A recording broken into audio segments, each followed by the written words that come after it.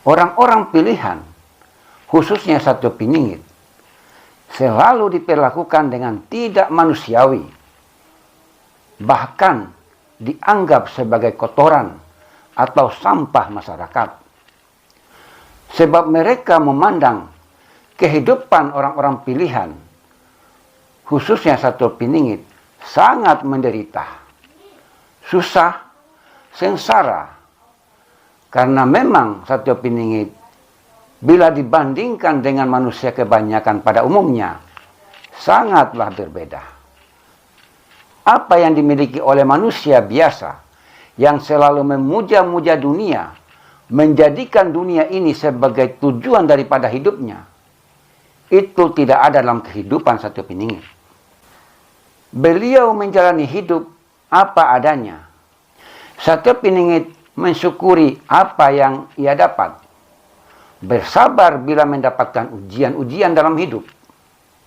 Wawasan dan kecerdasan beliau yang sangat luas tentang rahasia-rahasia kehidupan, termasuk rahasia-rahasia ketuhanan, itulah yang membuat beliau itu kuat dan tegar dalam menjalani hidup. Ini hanya dimiliki oleh Satyo Piningit yang tidak memahami perjalanan spiritual Satyo Piningit.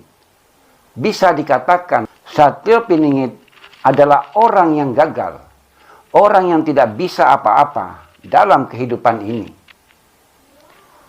Sebab senantiasa membanding-bandingkan antara yang kaya dan yang miskin.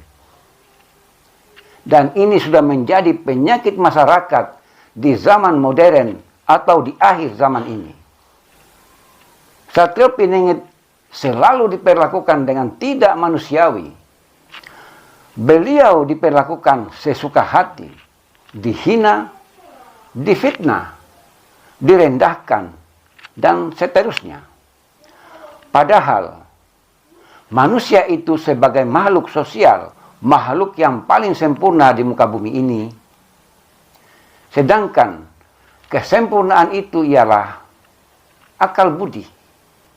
Itulah yang dikatakan manusia itu sempurna, yang tidak dimiliki oleh makhluk-makhluk lain di muka bumi ini. Seperti misalnya binatang, hewan, dan lain sebagainya. Sehingga apa yang mereka lakukan itu wajar. Namanya juga mereka bukan manusia. Wajar mereka melakukan itu. Menyerang yang lain, menghancurkan yang lain. Itu wajar bagi dunia binatang. Wajar kalau bagi dunia binatang, karena mereka tidak dibekali akal budi. Andaikan hal itu, posisi mereka sebagai seorang Satyo Piningit, kemudian mereka diperlakukan seperti itu, sebagai manusia yang punya hati nurani, sangat menyakitkan. Hanya karena kemewahan dunia yang menyilaukan. Lalu kemudian, nilai-nilai kemanusiaan yang semestinya dijaga serta dijunjung tinggi telah diabaikan di muka bumi ini. Hanya karena sudah memiliki keberuntungan dan kesuksesan. Sementara keberuntungan itu bila dicari atau digali sumbernya, tidak lain asalnya keberuntungan itu atau kesuksesan, yaitu datangnya dari Allah, Tuhan yang Maha Kuasa, saudaraku, yang pada hakikatnya hanyalah titipan. Namun demikian, bagi mereka yang sudah terlena dengan kemewahan dunia yang menyilaukan, mereka menjadi lupa dari mana sumbernya apa yang mereka miliki itu sebagai keberhasilan dan keberuntungan itu. Sesungguhnya semua yang dimiliki itu adalah sumbernya dari Allah, Tuhan yang Maha Kuasa. Sebagai bukti, semua makhluk yang bernyawa pasti mengalami kematian. Dalam proses ini, semua yang dimiliki selama dia hidup, selama dia kuat, akan ditinggalkan. Karena dia menjalani proses yang sedang diproses oleh alam semesta. Ada kelahiran dan ada kematian. Ini menunjukkan bahwa semua yang kita miliki di dunia ini hanyalah sekedar titipan. Jadi, kalau ini yang sudah menjadi tren di masyarakat, dijadikan suatu kebanggaan di masyarakat, mari kita bahas masalah ini.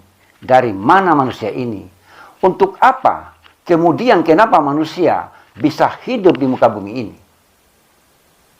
Mari kita bahas masalah ini agar menjadi jelas. Jadi saudaraku, seperti yang sering saya sampaikan di video saya sebelumnya, bahwa manusia ini berasal dari 4 unsur atau 4 elemen yang namanya tanah, air, angin, dan api.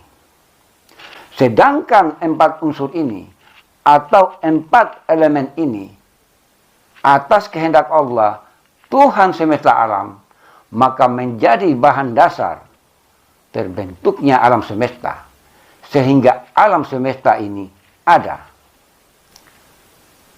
Jadi, alam semesta ini terbentuk dari 4 unsur atau 4 elemen. Sekarang, kita kaitkan antara hubungan 4 unsur ini atau 4 elemen ini dengan diri manusia. Di dalam diri manusia, 4 unsur ini atau 4 elemen, yaitu unsur tanah, unsur air, unsur angin, serta unsur api. Atas kehendak Allah, Tuhan yang Maha Kuasa, sehingga jadilah yang namanya manusia atau yang disebut makhluk. Jadi, kalau tidak ada 4 unsur ini di dalam diri manusia, maka manusia itu tidak bisa jadi.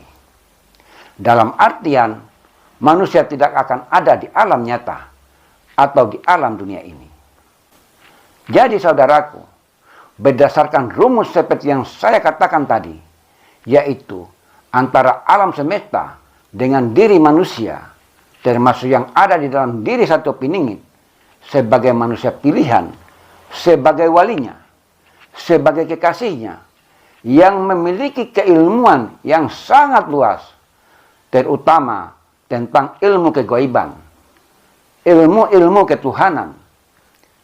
Bila penyakit masyarakat, yaitu senantiasa mengutamakan pangkat, jabatan, harta, serta kemewahan dunia yang menyilaukan, dan lain sebagainya, sebagai ukuran dibanding rasa kemanusiaan yang seharusnya dijunjung tinggi oleh manusia yang memiliki akal budi. Ketika sifat-sifat yang mulia sudah tidak lagi dilakukan oleh manusia, dengan kata lain, sudah diabaikan, dan yang dilakukan adalah sebaliknya,